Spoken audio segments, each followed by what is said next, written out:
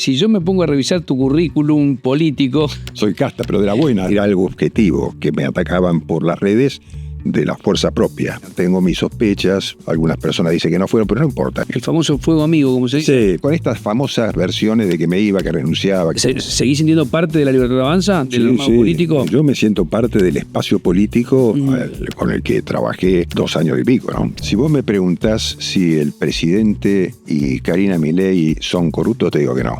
A Milei no le interesa la plata y a Karina Milei tampoco. Están cortados por la misma tijera. Con lo cual, no te puedo garantizar que todas las personas son iguales, ¿no? Pero yo estoy seguro que desde la cabeza no hay corrupción. Santiago Caputo es una persona que ocupa un rol muy importante en el gobierno, pero no tiene cargo. ¿Está bien eso? ¿No sería mejor que tuviera, no sé, un cargo de ministro o algo? Bueno, yo te lo dije alguna vez y me costó un disgusto. ¿Qué aprendiste del poder en tantos años, en tantas gestiones diferentes? Lo primero que te viene a la cabeza, ¿qué te enseñó? Que hay que dialogar.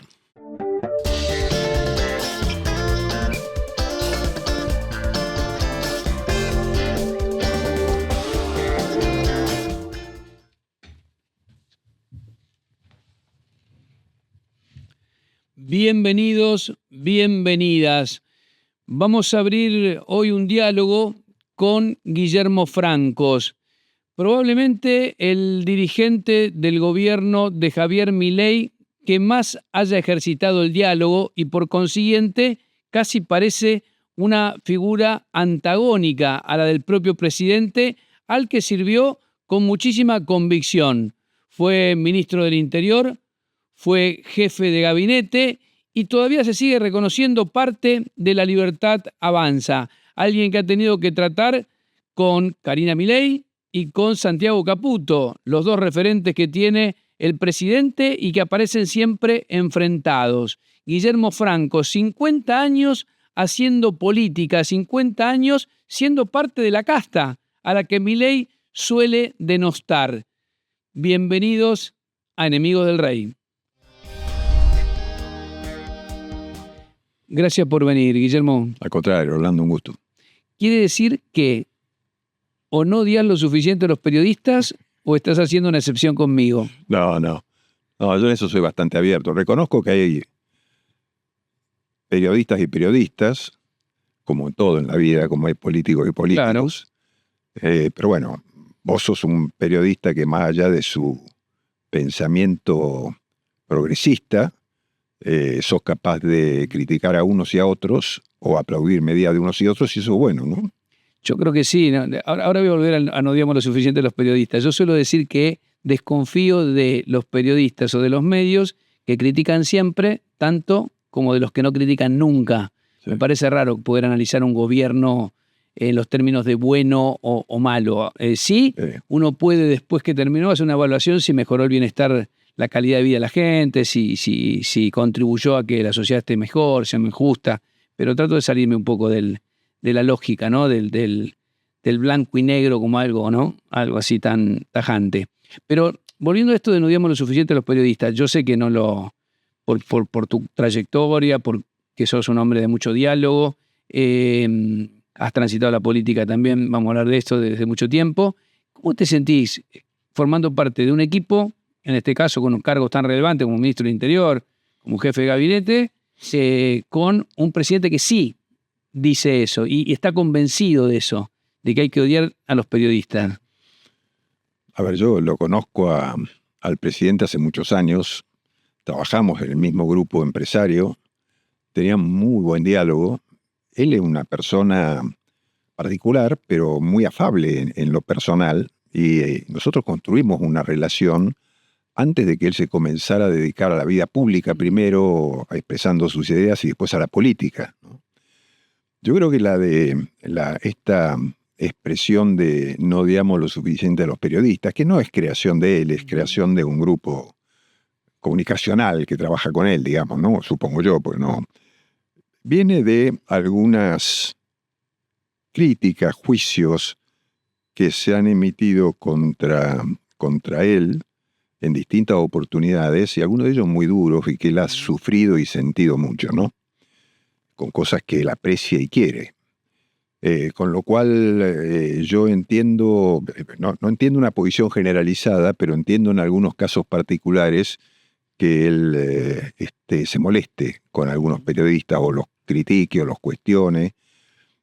No con todos, ¿no? Porque con algunos él tiene relación y con otros pasa esto. Así que yo me he sentido siempre bien trabajando, me ha tocado tratar muchas veces de interpretar las posiciones de Javier, que tiene una... A veces le digo Javier, a veces le digo el presidente, tal vez correspondería que le diga el presidente, ¿no? Que es más efervescente, a lo mejor es más, reacciona mucho, mucho más rápido, muy vehemente. Entonces yo siempre he tratado de explicar el sentido de las cosas que él decía y por qué las decía, ¿no? Pero no, yo me he sentido cómodo, más allá de que a veces costaba en la función tener que estar todo el tiempo contestando estas demandas periodísticas. Claro, porque no es solo con los periodistas. Vuelvo a casi un estilo, ¿no? Es decir, casi se podría decir que son figuras antitéticas, Francos con Milei. O complementarias. Bueno, puede ser, a mí me parece antitética, pero quizás son complementarias. Me refiero a esto, al ejercicio del diálogo, la moderación, el no levantar el tono de usted o de vos, como quieras, y un Milei que dice mandriles, ratas inmundas, barbaridades, pero no solamente los periodistas, sino cualquiera que lo critique. En general me da la sensación a mí, es como que tiene una bajísima tolerancia a la crítica, a cualquier crítica. ¿Alguna vez pensaste, o no sé si había espacio para charlar con él, no lo sé cómo es en la cocina del poder? Me refiero a si eso es perjudicial o no, porque a mí desde el punto de vista de la mirada de analista de afuera no parece que sea algo demasiado bueno para el propio presidente. Sí, yo me parece que tal vez haya que ubicar la formación de una personalidad política en las circunstancias, ¿no? Vos pensás que Milei, cuando era Javier, para mí, que se formó políticamente, lo hizo en los años 2012, 2013, 2014. Perdón, ¿esa es la época de la Corporación América? Cuando Trabajamos en Corporación América y yo había armado una fundación con la idea de buscar cuadros que aportaran en aquel momento a la campaña de Scioli. Daniel era muy amigo mío. Daniel era muy amigo mío. ¿No? Sigue siendo, digamos, yo tengo relación con él hace mucho tiempo. ¿Y Milei termina colaborando ahí en esa fundación?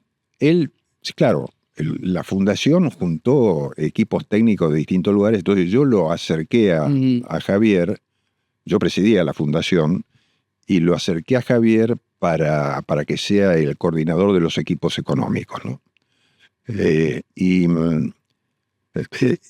Claro, vos pensás que en ese momento estábamos en una posición de formación, de cuestionamiento al kirchnerismo, si querés, y al poco tiempo se produce la elección de Macri, y después de eso comienza la de Alberto Fernández con la pandemia. Y él fue construyendo en ese periodo su personalidad política en un momento en que la Argentina se rebelaba contra lo que se llamó la casta política. Entonces, yo creo que ahí él adquiere ese tono tan vehemente y cuestionador, fundamentalmente de la manera de manejar la pandemia. Bueno, no te olvides que yo no estaba en Argentina. Yo me voy a Washington. ¿Era representante del gobierno de Fernández? No, yo era director argentino, director en el BID, en representación de la Argentina. ¿Sí? Me designó, por supuesto, en la función del BID te designa el Ministerio de Economía, en realidad, o quien ejercía la función de los organismos internacionales, que en este caso, para mí, fue Gustavo Vélez. Él fue el que mandó la carta. Yo era amigo de Gustavo, ¿no? Sí. Entonces Gustavo me ofreció un día ir al BID y para mí era una experiencia. No me quiero saltar de un tema a otro, no me quiero olvidar de lo que estaba hablando. Quédate tranquilo. Pero Gustavo me ofreció, en un tema que a mí me pareció distinto en mi vida, yo nunca había estado en una función en el exterior, Y bueno, irme a Washington era una experiencia nueva aparte yo tenía un hijo viviendo en Washington hacía muchos años, así que decidí irme. Bueno, en ese periodo de la pandemia, Milei se convirtió en un cuestionador muy vehemente del encierro al que había sometido Alberto Fernández al pueblo argentino, a la gente. Y me parece que él ahí fue conformando esa personalidad, ¿no? Que ya le había demostrado en su participación en paneles, donde él, Sí, en la tele, que él cuestionaba mucho, era, ¿no? y le funcionaba. Yo creo que también Sí, empezó a sí, ver que eso era... que el grito y el insulto funcionaban. Pero ahora te remito otra vez a la pregunta. Sí. Siendo parte del gobierno, de pronto, cuando él dice nada, los insultos que le dedica a los economistas que lo critican, incluso, o a los periodistas o quien sea, Incluso amigos míos, por ejemplo, Cavallo. Cavallo, claro, porque trabajaste con Cavallo, Sí. sí señor. ¿Y qué te pasa con eso? O sea, ¿no se le plantea desde el punto de vista de... Sí, o no hay lugar para plantearle eso? No, yo tenía la posibilidad de plantearle al presidente mi punto de vista y la diferencia que tengo o que tenía en algunas cosas con él, con la forma en que él encaraba, no en el fondo de la cuestión, y se lo planteaba. Yo le decía lo que me parecía. O sea, siempre tuve la libertad de expresarle al presidente lo que a mí me parecía. Algunas veces lo tomaba bien y otras veces lo tomaba mal, pero siempre se lo expresaba. Porque creo que esa es un poco la función de los colaboradores del presidente, ¿no? Decirle lo que uno piensa, ¿no? No suele pasar a veces con el poder.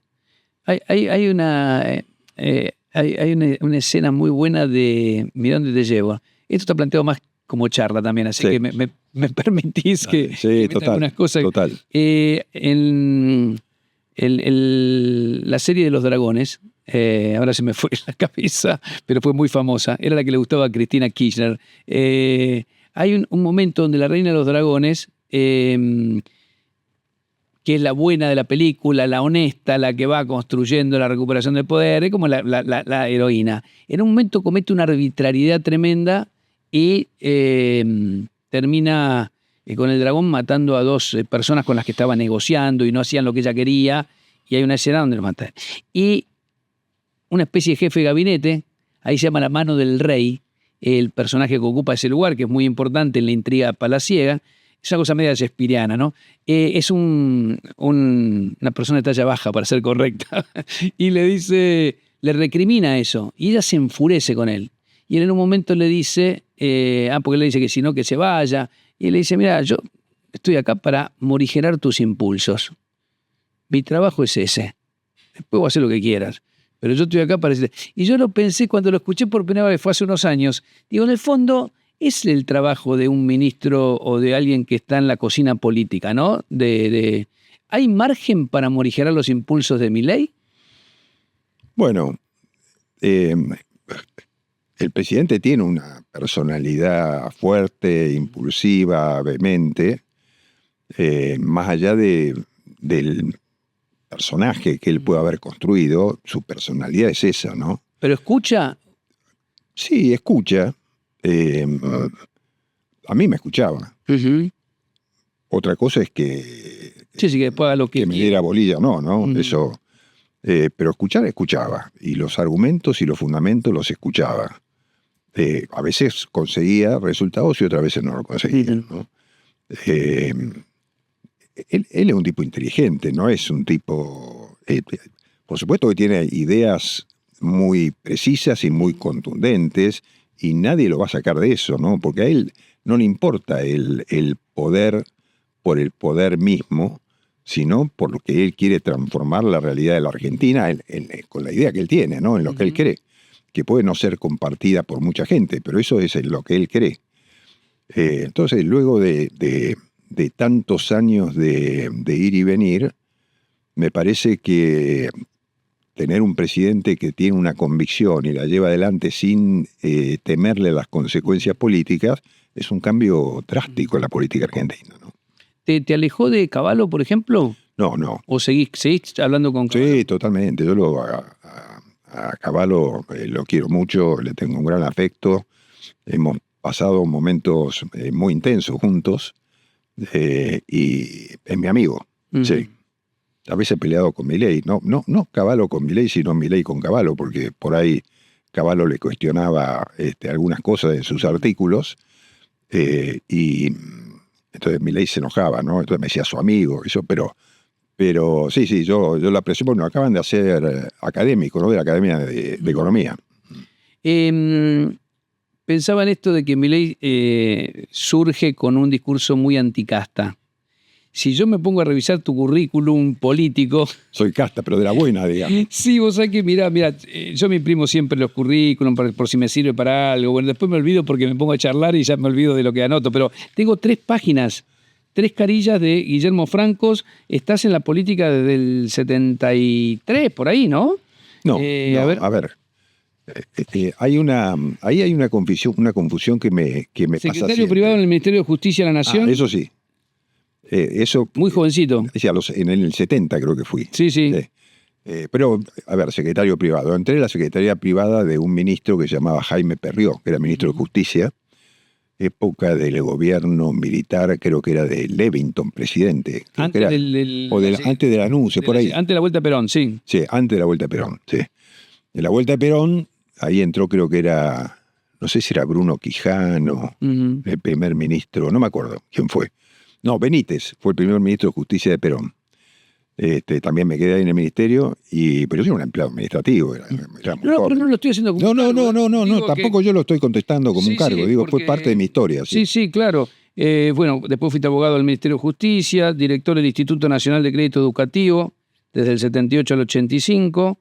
En la década del 80 estuviste con Francisco Manrique, ahí con el Partido Federal. Exacto.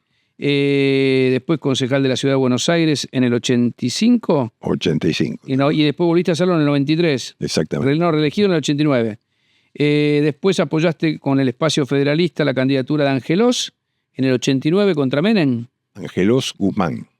Bien. No con la fórmula Angelós Casella, sino con la fórmula Angelós Guzmán, que venía del Federal. Porque vos te acordás que en esa época había un fallo de la Corte Suprema que lo obtuvimos nosotros en ese caso, que cuando vos tenías una lista común de electores, porque había electores en ese momento, si la lista era común de electores, se sumaban los votos. Entonces nosotros fuimos con la fórmula Angelós Guzmán porque representaba una fórmula no radical totalmente. Claro, el sector más federal, y la otra era más radical, por llamarlo de alguna manera. Pero como teníamos eso, teníamos electores nuestros, claro, en ambas listas, eran mayormente radicales. Entonces los votos se suman. Y bueno, no pasó nada porque perdió. Sí. Perdió Angelós, le ganó Menem en esa elección. Sí. Después estuviste en el 94 en la Subsecretaría de Inspección General en la administración de Bauer. Sí. Voy a pasar rápido porque no termino más. Sí. El Partido Federal después respaldó la reelección de Menem en el 95. Ahí acompañaste a Vélez como candidato a vicejefe de gobierno.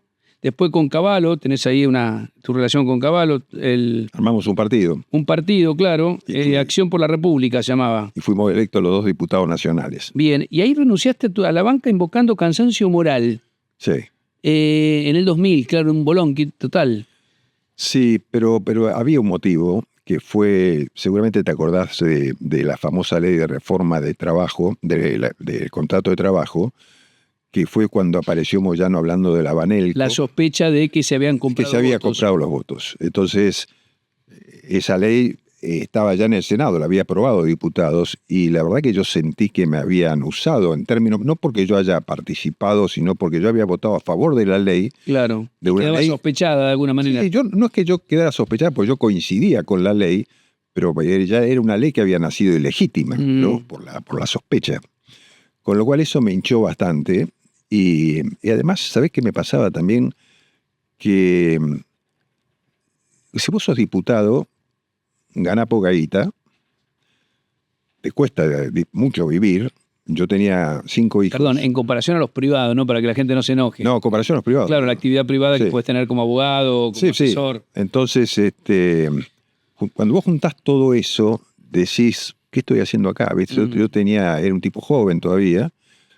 Tenía mis hijos todos en edad de estudio, algunos en escuelas, en colegios, otros en la universidad, y la verdad que no me alcanzaba para vivir, no me alcanzaba para pagar mi prepaga médica, ni siquiera, ¿no? Entonces, Ahí en ese momento dije, no, esto... Chao, me voy. Chao, me voy y me fui a trabajar en el sector Pero privado. después te incorporaste a la... Ya dejaste el sector privado, te fuiste ahí y empezaste a trabajar en la Corporación América. Ahí empecé a trabajar con el Urnequian, sí. Bien, con Arunacquian. Y bueno, y ahí conociste a Milei, después apoyaste... No, lo de Milei fue después, porque yo tuve un periodo que trabajé en la empresa de Urnequian desde el año 2000 hasta el año 2007, que Scioli me ofrece ser presidente del Banco Provincia. Ah, claro, ahí volvés al Estado. Ahí estuve 4 años en el Banco Provincia y después volví al Grupo Urnequian y ahí lo conozco a Milei. Claro, en 2012, perdón, se me habían mezclado Sí. las dos etapas tuyas en Corporación América. Bueno, después presidiste en 2015 la Fundación Acordar, vinculada al proyecto presidencial de Scioli. 2019-2023, bueno, el representante argentino, lo contábamos recién, en el Banco Interamericano, instancia de Vélez.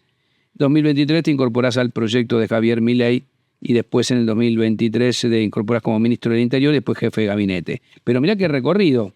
Estuviste con Perón, con, bueno, el gobierno militar, Alfonsín, Manrique, Angelós, Menem, Vélez, Cavallo, bueno, Scioli, Alberto Fernández, Milei.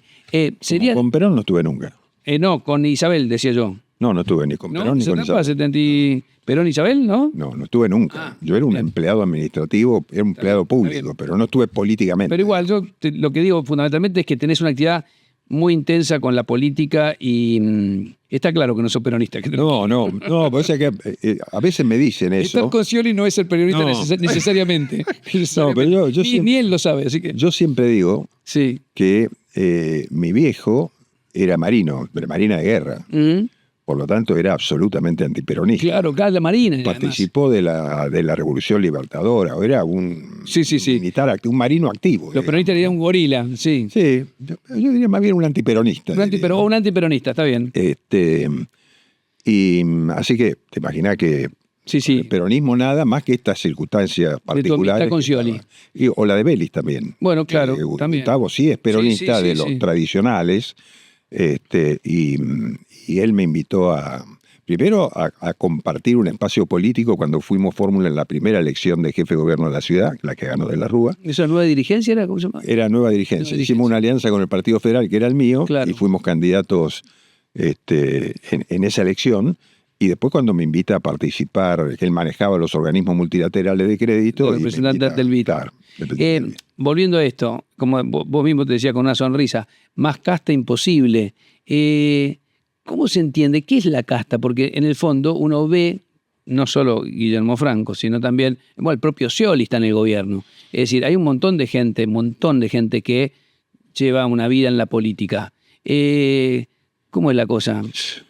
Bueno, yo creo que no todo es lo mismo, no se puede generalizar. En la época que Milei hace campaña, tanto de diputado como presidencial, yo creo que ahí se dieron muchas circunstancias especiales, ¿no? Coincidieron en el tiempo muchas circunstancias. Una fue el fracaso de la democracia en generarle un mayor bienestar a la gente, y entonces eso generó una reacción de bronca hacia la política que Milei y su equipo, no sé quién habrá sido, pero lo identificó como la casta política, ¿no? Entonces, claro, no todos son iguales. Yo cuando me decían eso, lo que vos me señalás, digo, bueno, pero yo era casta buena, ¿no? Hay casta buena y casta mala.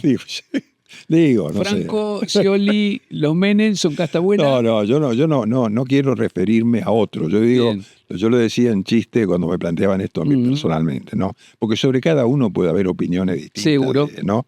Entonces, como las hay sobre mí también, ¿no? Por eso digo que no hay que leer nunca los comentarios a los posteos que uno hace en las redes, ¿no? Porque si no te quiere matar. Digamos. Bueno, habría que avisarle al presidente. Sí. No, porque el presidente también lo sabe. No, pero está mucho en las redes, digo, él está horas en las redes, ¿no? Responde y se pelea. Bueno, porque es una... Yo no estoy horas en las redes, pero es la nueva forma de comunicación, ¿no? Digamos, el otro día me decía un amigo político, no, vos tenés que estar más en las redes, ¿no? Si no estás en las redes no existís. Y la verdad que parece ser cierto, ¿no? Que para hacer política y estar en la opinión pública uno tiene que publicar, hacer posteos. Yo, por ejemplo, creo que yo nunca he publicado nada en Instagram personalmente. No quiere decir que mi equipo de comunicación Sí, no lo haya hecho. comunica ¿no? tu actividad en todo caso, Sí, pero no lo sí. haces personalmente. No lo hago personalmente. Guillermo, ¿por qué te fuiste? Porque uno, en perspectiva, ve que el gobierno de alguna manera perdió, porque, bueno, vino Adorno y después pasó todo lo que pasó. Pero además, y esto corre por mi cuenta, yo creo que perdió porque tenías una muy buena, justamente por tu historia, por tus modos, por tu estilo, tenías como una gran capacidad de diálogo con casi todos los sectores, me parece. ¿Por qué te fuiste? Bueno, vos viste que en los gobiernos siempre hay distintas visiones a veces o distintas posiciones internas. Y yo sentí que de esto que hablábamos recién, ¿no? Esta forma de comunicarse en las redes, yo percibí que había un persistente ataque o cuestionamiento a mí, me hacían renunciar todos los días, decían que me iba, como pasó al principio también, cuando me decían todos los días, sabía que me iba de embajador de Inglaterra, de embajador de Italia, cuando era ministro de Interior, o cuando fui jefe de gabinete. Ahí, como recién estaba empezando, no. Pero ya en esta segunda parte, después que ganamos la elección de octubre, y se empezó y seguía eso intensamente, yo trato de no juzgar de dónde venía, tengo mis sospechas, algunas personas dicen que no fueron, pero no importa. La cuestión es que eso era algo objetivo, que me atacaban por las redes de la fuerza propia, ¿no? Con estos... El famoso fuego amigo, como se dice. Sí, con estas famosas versiones de que me iba, que renunciaba, que yo... Entonces yo lo fui a ver al presidente y le dije, mira Javier, la verdad es que es muy difícil ser jefe de gabinete cuando uno está siendo cuestionado permanentemente. Me parece que conversamos, intercambiamos algunas ideas ahí, él consideró algunos excesos míos en algunos cuestionamientos que yo había hecho públicamente. Yo le expliqué los motivos y bueno, tuvimos esa conversación. No, bueno, no tiene importancia, pero digo, yo trato de no acordarme de lo malo. De dejarlo pasar, dejarlo pasar.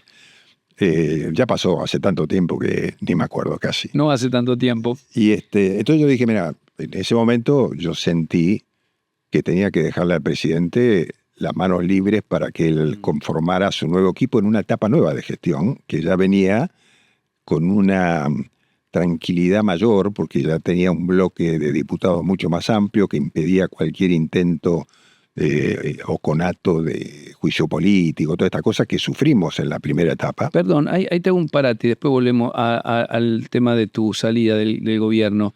¿Crees realmente que el presidente planteó el otro día, yo me sorprendí, como que hubo hasta intentos de golpe de Estado por los juicios políticos, que había... Sí, a ver. ¿Crees que había alguna posibilidad?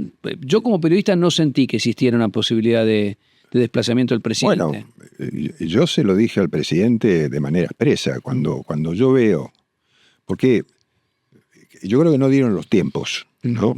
Si hubiéramos perdido la elección de octubre, hubiera habido tiempo. Como ganamos, es distinto. O sea, fíjate vos, permitime que te haga esta explicación un poquito más larga.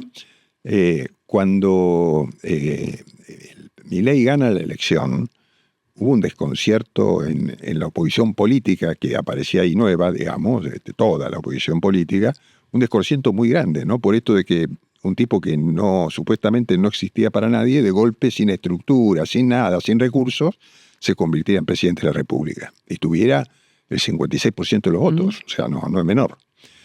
Entonces, ese desconcierto inicial nos permitió a nosotros gobernar bastante tranquilamente los primeros, yo te diría el primer año casi, pese a que teníamos nada más que 36 diputados.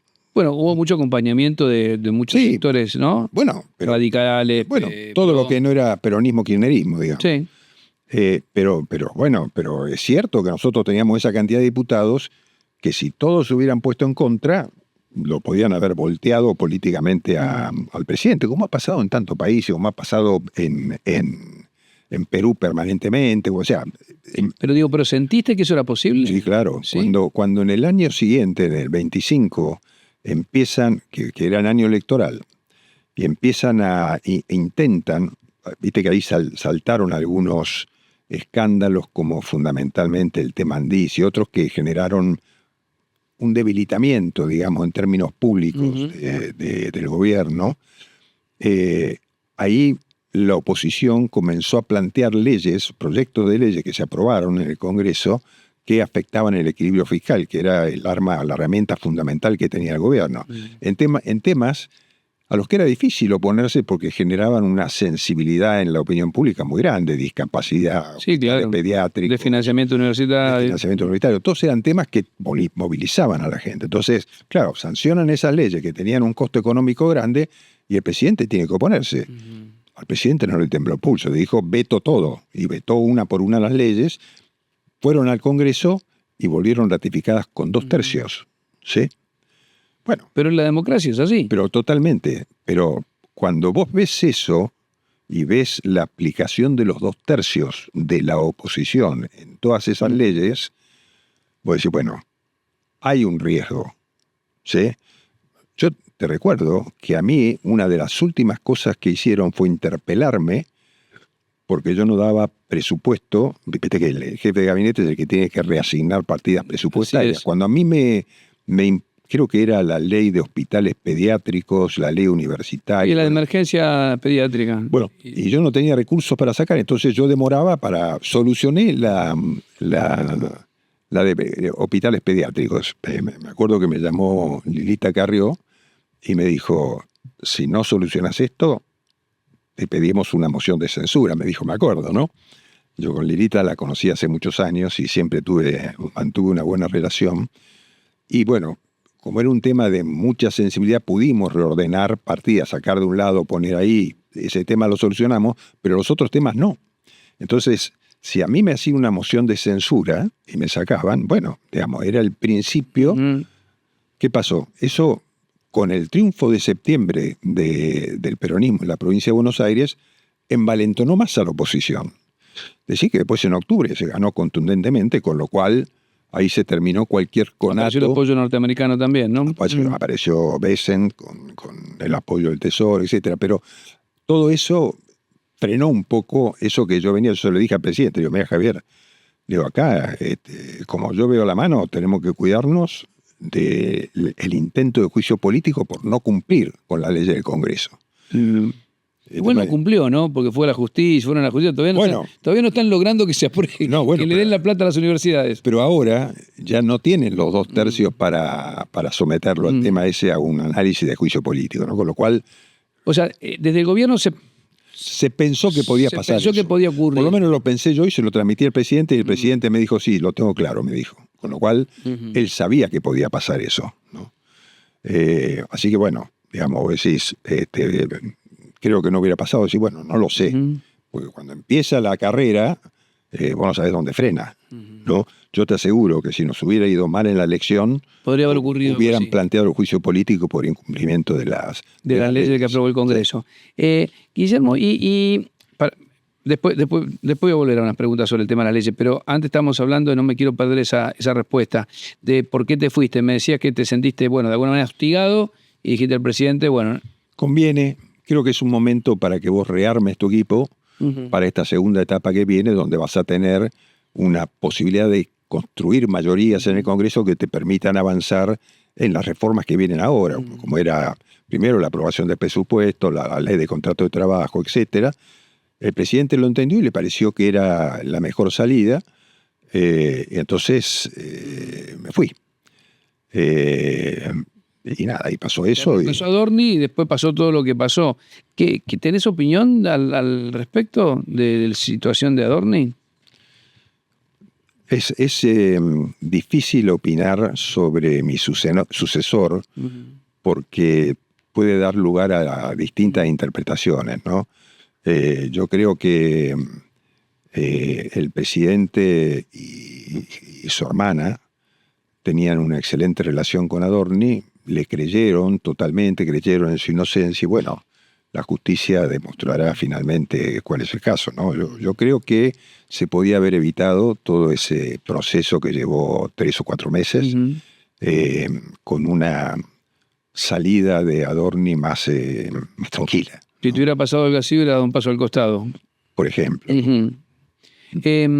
La nombraste a Karina Milei, a la secretaria general de la presidencia. Sí.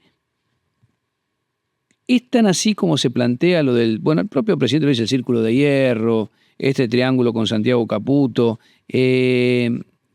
la tensión entre Santiago Caputo y Karina Milei? ¿Es tan así? ¿El poder está ejercido así en forma triangular?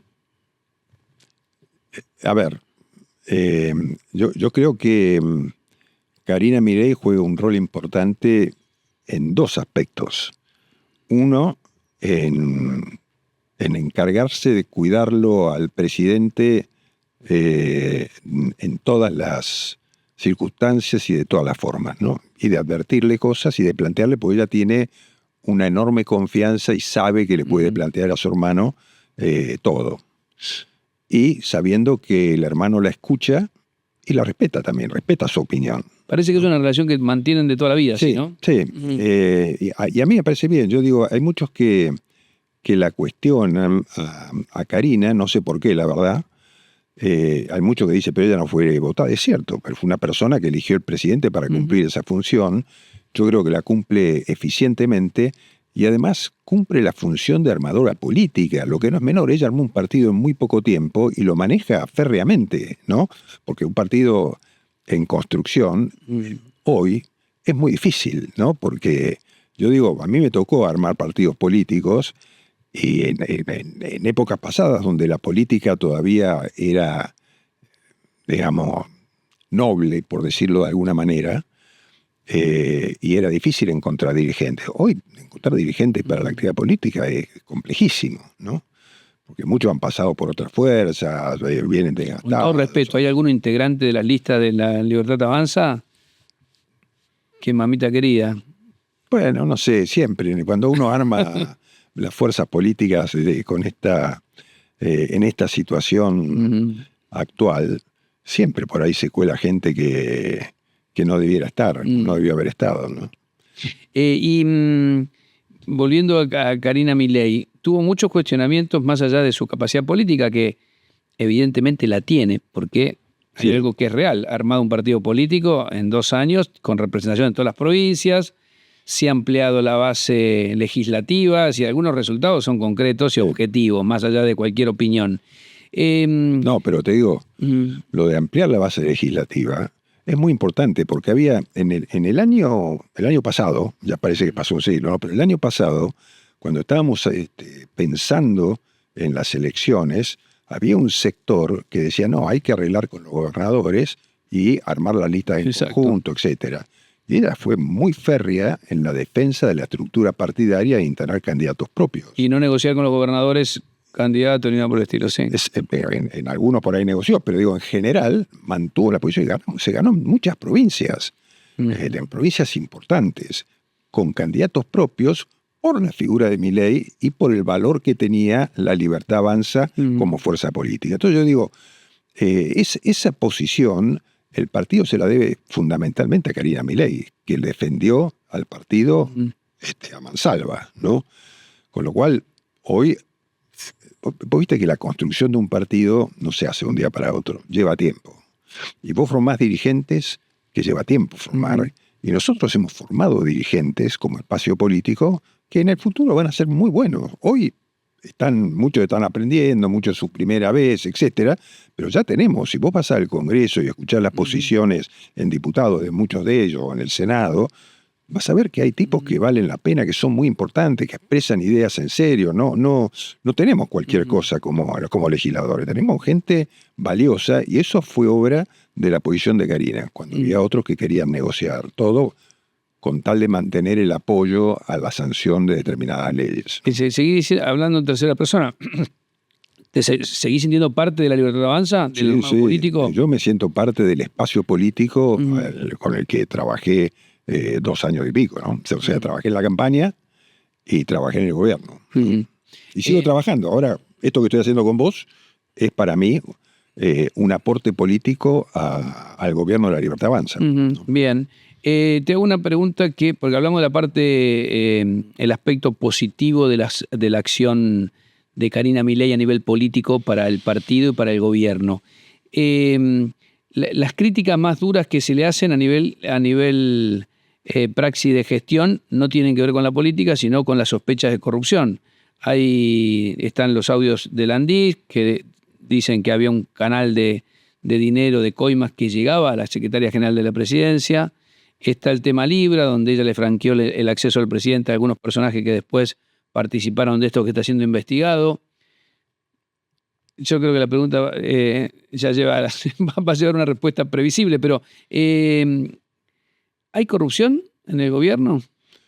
A ver, si vos me preguntás si el presidente y Karina Milei son corruptos, te digo que no.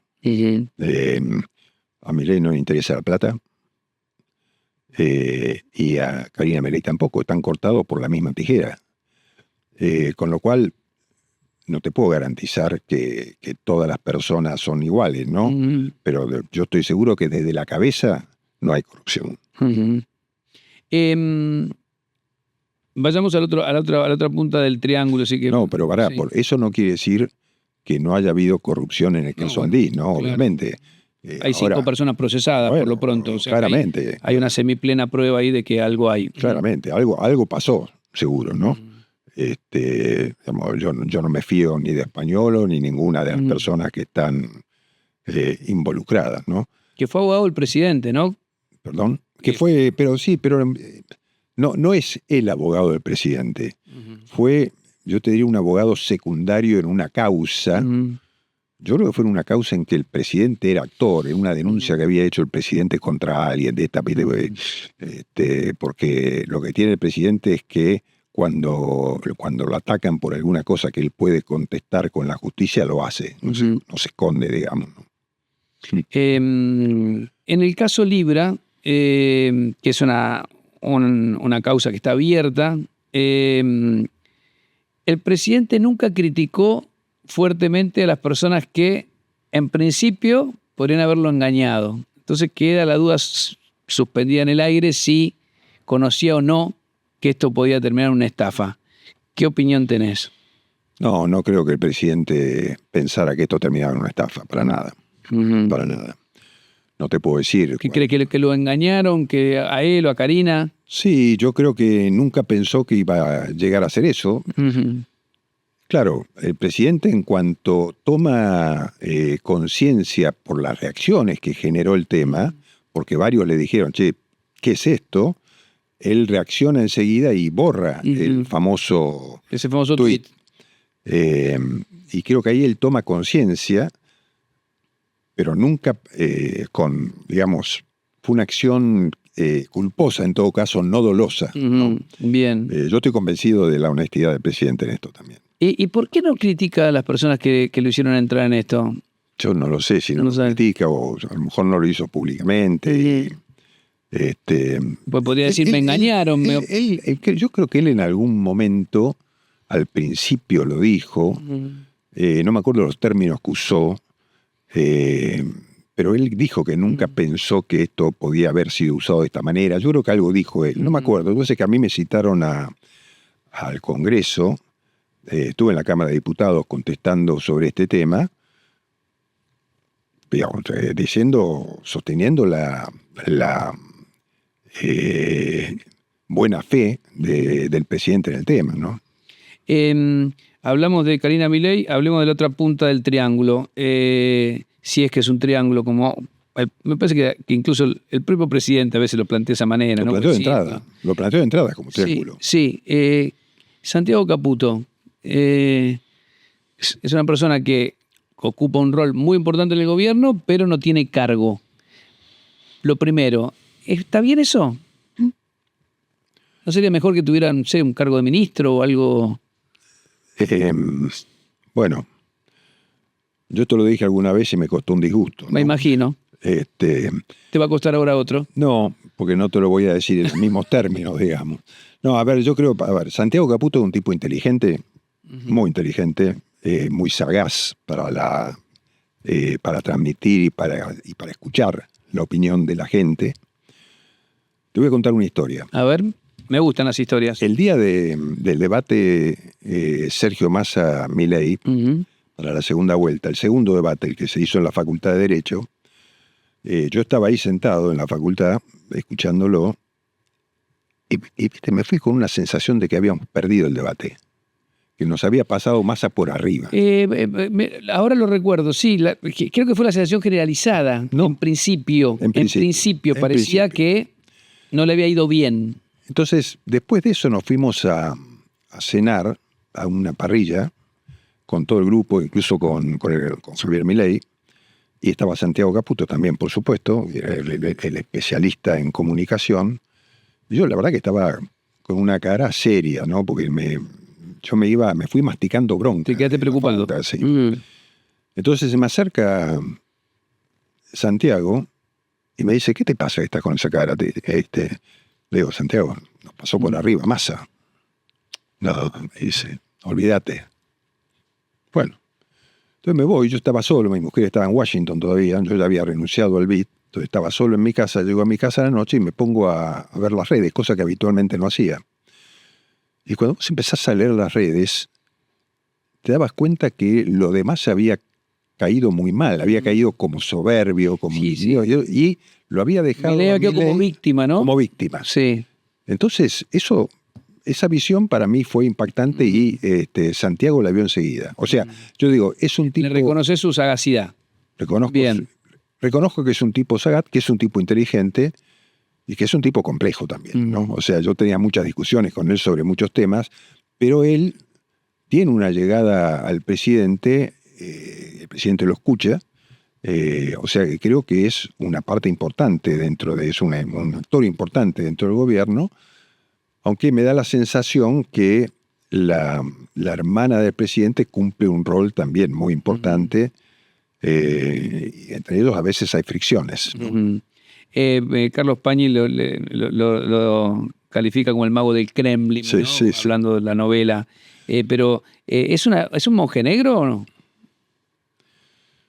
Definamos monje negro. Monje negro, exactamente. No, alguien que opera en las sombras, que de pronto puede hacer algo para que alguien yo no le vaya mal dentro de su propio gobierno. Bueno, eso no lo sé. O sea, viste, cuando yo muchas veces pensaba que me hacían operaciones, o sea, ¿vendrá del mago del Kremlin o no? ¿Y alguna vez se lo preguntaste?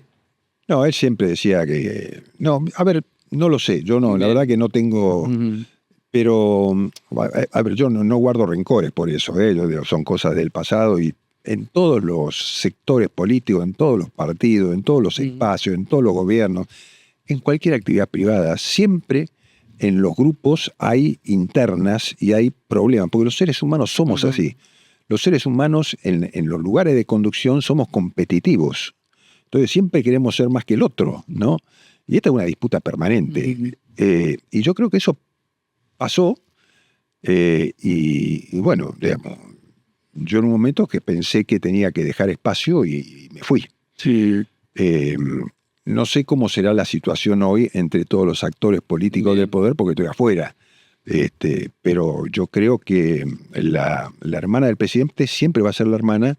El presidente la respeta, ha hecho cosas muy bien y tiene poder dentro del gobierno. La ubicás un poquito por arriba de Santiago Caputo.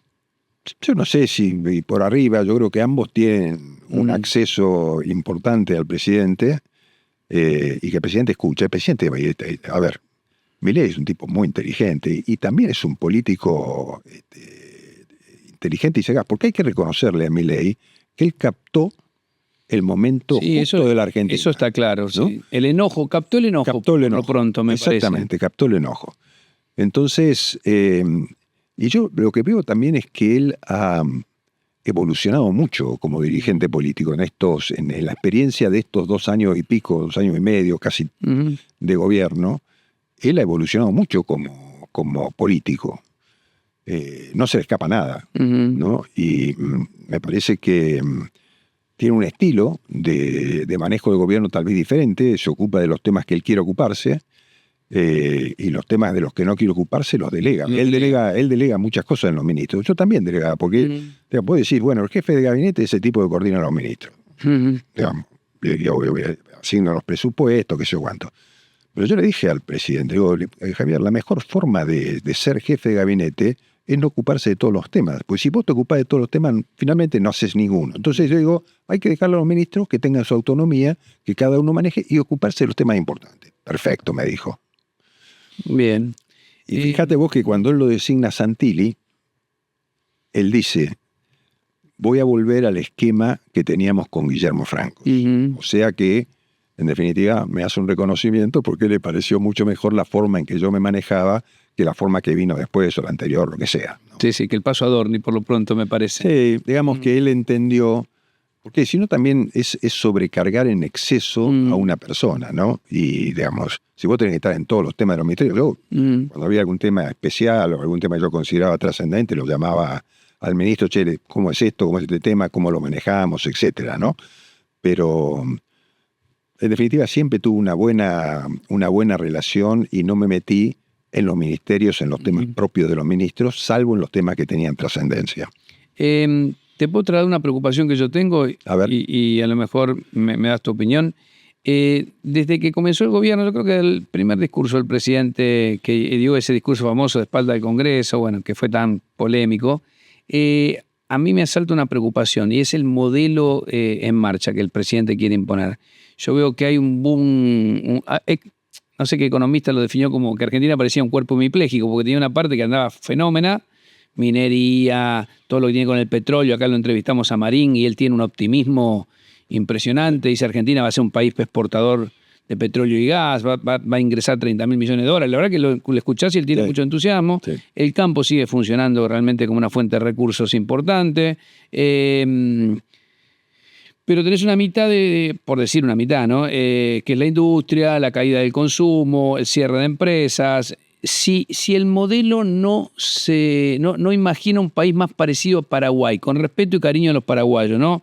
O a Perú, me refiero a un país con estabilidad, con la macroeconomía ordenada, que eso es un logro, la estabilidad sobre todo, que la gente lo valora, pero con la consecuencia inmediata de desindustrialización, menos comercio, menos empleo formal y, por ende, como pasa en estos países que mencioné, más desigualdad, menos clase media, más pobreza.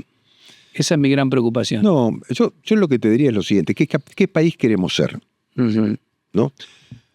Principios de siglo, Australia y la Argentina estaban en el 6º lugar en el mundo de PIB per cápita. Principios del siglo XX, digamos, ¿no? Bueno, ya, 1900. 1900. Sextos en el mundo. Hoy, Australia está 10º y la Argentina está 70, creo que 67 o 70 por ahí, ¿no? ¿Qué pasó en el medio?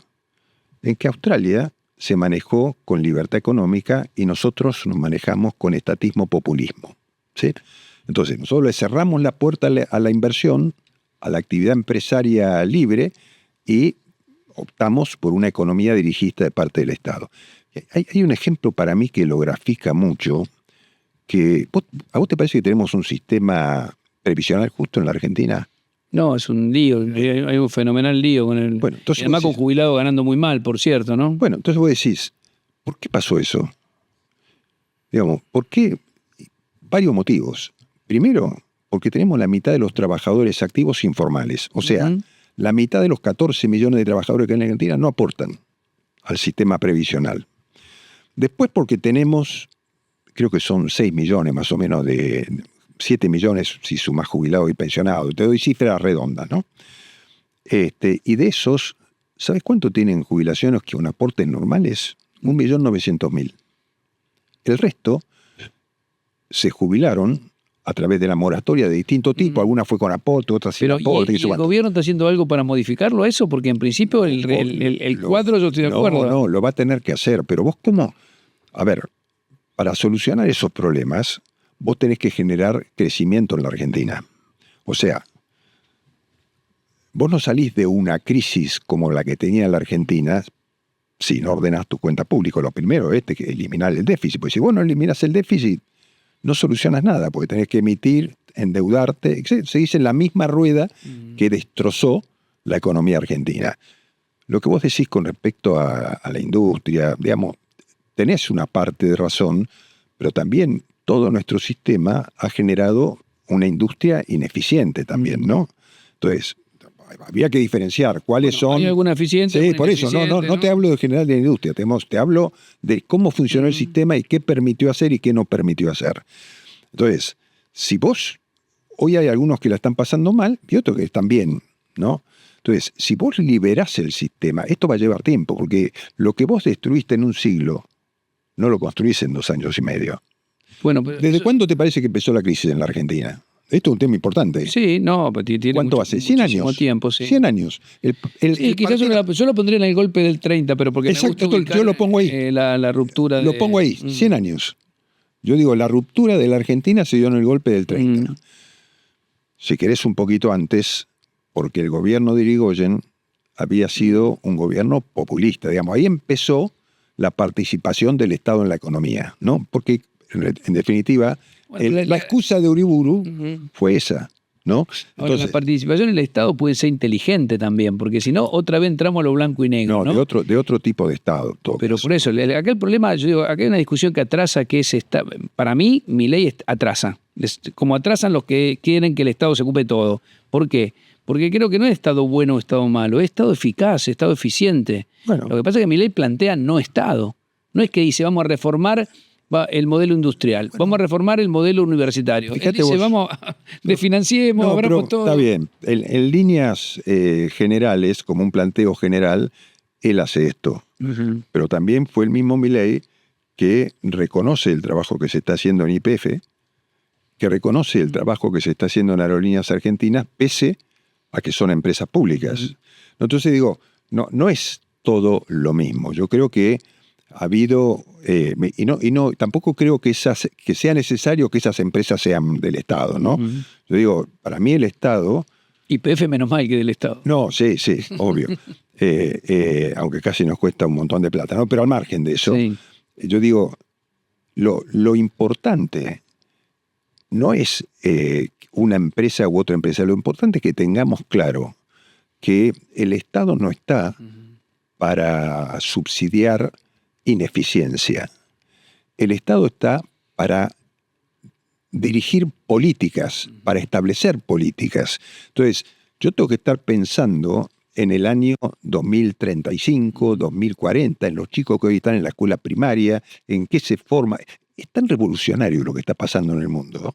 No te voy a hablar porque es cansar, por el tema de la inteligencia artificial, pero digo todo, porque la comunicación ha transformado todo, porque todos sabemos todo de lo que está pasando en el mundo al instante. Entonces digo, ¿cómo vos transmitís eso a las próximas generaciones? Entonces, un verdadero líder tiene que estar pensando en el futuro a 10, 15, 20 años. ¿Qué haces con los chicos hoy? ¿Cómo los formás? Para mí esa es yo tengo 6 hijos, ¿sí? Mayor de 50 años, recién cumplidos, digo, para no verme tan viejo, y el menor de 11, ¿sí?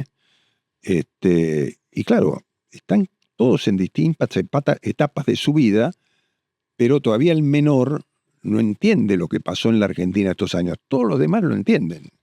Y yo digo, reaccionan a lo que vivieron. ¿Son todos votantes de Milei o con alguno tenés? No, todos votantes de Milei. Bueno, no sé si todos. Bueno, no tenés ninguna pelea. No me pongas en viste esa... que en las familias pasa eso, que uno termina... No, a ver... Está muy polarizada la Argentina. No, yo creo que en principio... ¿Debatís con alguno de ellos? Son todos votantes de Milei, aunque por ahí a algunos les gustan más o menos cosas del presidente, cuando el presidente se pone en la situación que vos expresabas recién. Pero yo lo entiendo a eso, ¿no? Yo hablo mucho con mis hijos sobre estos temas. Ellos me preguntan mucho también, porque yo tengo un padre que ha participado de la historia política de los últimos 60 años de la Argentina. ¿Podrías escribir un libro? Estoy en eso. Ah, mirá. Estoy escribiendo un libro. ¿Qué este periodo o toda tu experiencia? No, todo. Quiero contar todas las experiencias, no como historia de mi vida, sino la Argentina que viví, ¿no? Porque lo importante es qué es lo que hemos vivido como Argentina, porque hemos pasado por todos los periodos. ¿Viste? Vos te pones a ver, no hemos sido un país normal. Nosotros no fuimos un país normal. Fuimos un país que vivió todo. ¿Qué aprendiste del poder en tantos años, en tantas gestiones diferentes? Lo primero que te viene a la cabeza, ¿qué te enseñó? Que hay que dialogar, que nadie tiene la verdad absoluta, que es necesario entender las razones del otro y que el otro entienda tus razones y llegar, como todo en la vida, ¿no? Llegar a una conclusión que sirva al conjunto, ¿no? Yo he tenido posibilidades de dialogar con los distintos sectores políticos, por eso a mí ¿te acordás cuando Javier distinguía su gabinete entre los halcones y las palomas? Sí. ¿No? Yo era paloma.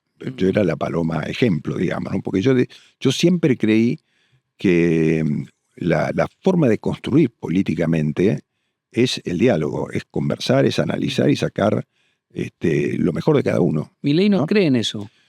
Bueno, él es si querés, es muy, no quiero decir dogmático, porque a veces él ha entendido razones y ha cambiado algunas posiciones. ¿Vos te acordás que en el momento que Javier decía tengo que dolarizar, Sí, voy a cerrar el Banco Central. Y él esa posición la cambió, ¿no? O sea que entendió las razones por las que eso en ese momento no era lo que debía hacer o no era conveniente. O sea, yo no diría que es dogmático en eso, pero sí es alguien que expresa sus ideas libertarias con mucha vehemencia, ¿no? Y con mucha convicción, y te diría hasta con mucha valentía, porque él va al frente en esas cosas, ¿no? Yo creo que hay que contemplar también las posiciones del resto, ¿no? Guillermo, hablando de diálogo, un gusto Igualmente. charlar contigo. La verdad que muchísimas gracias. Al contrario, un placer para mí. Gracias.